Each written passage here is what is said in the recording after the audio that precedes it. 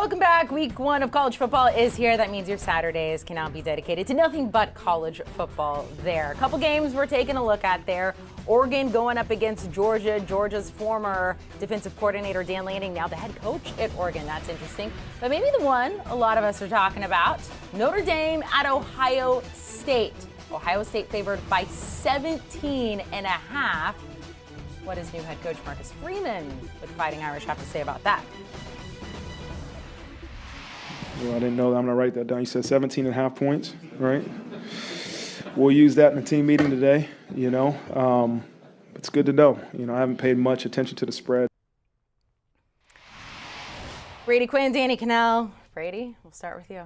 Yeah, and actually that line opened at 13. It's gone up to 17.5. So there's no doubt these are the sorts of things you use as bulletin board material when you go into it.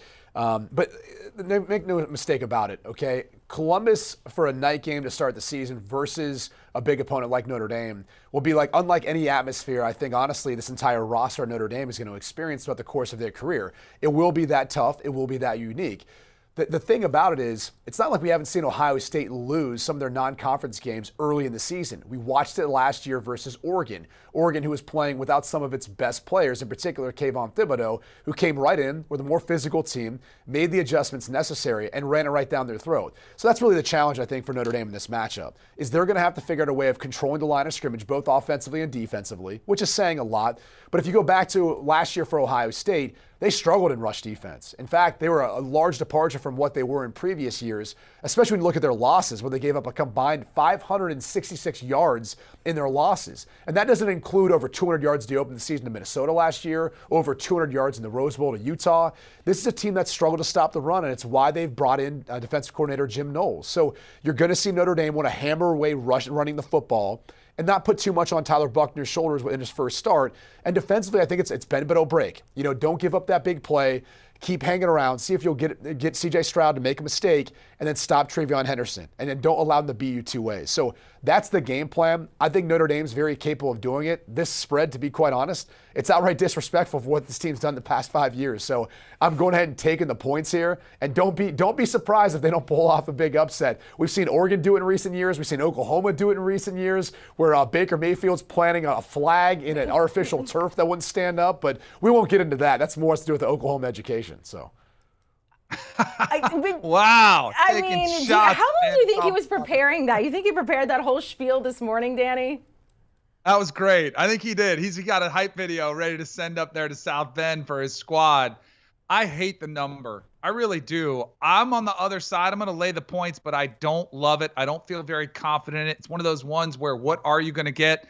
And Brady brought up some great points. I mean, this team did get pushed around last year by the more physical teams like Oregon, like Michigan in a rivalry game. And I think Notre Dame will try to push them around. I think they'll try to bring that physicality into Columbus, because there's one great way to stop C.J. Stroud and TreVeyon Henderson and that slew of wide receivers, is to keep them off the field, especially when you've got a quarterback at making his first start in the road. So I actually like the under in this one better. If you remember last year, early in the season, Minnesota, Ohio State sputtered a little bit. There's a continuity, and there are two receivers who were drafted in the first round who are no longer there.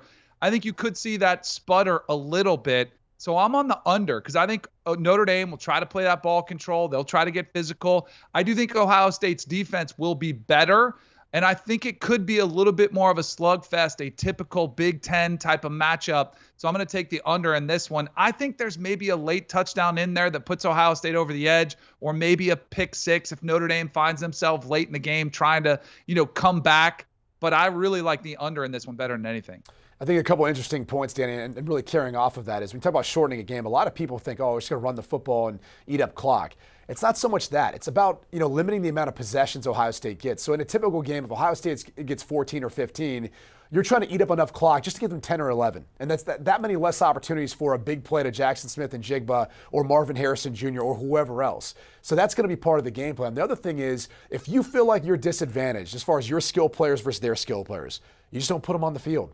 You put in those 2 tight end sets. You put in those 3 tight end sets. You force Ohio State to get big and try to match up with Michael Mayer out in space or try to stop the rushing attack against an offense that's got a better offensive line than you might see the entire season. So it's going to be really interesting to see the X's and O's behind it, because the last thing I'll point out is don't forget, Notre Dame played Oklahoma State in the bowl game. That's Jim Knowles' defense, and that's his scheme. That's now who's taken over at Ohio State. Different personnel, but Tommy Rees, the offensive coordinator at Notre Dame, and Jim Knowles are going to be very familiar with each other from that. Do you want a sports network that delivers everything that matters about the game? The highlights, the picks, the instant analysis, no yelling, no fake debates, no politics. Hit the subscribe button and never miss a moment.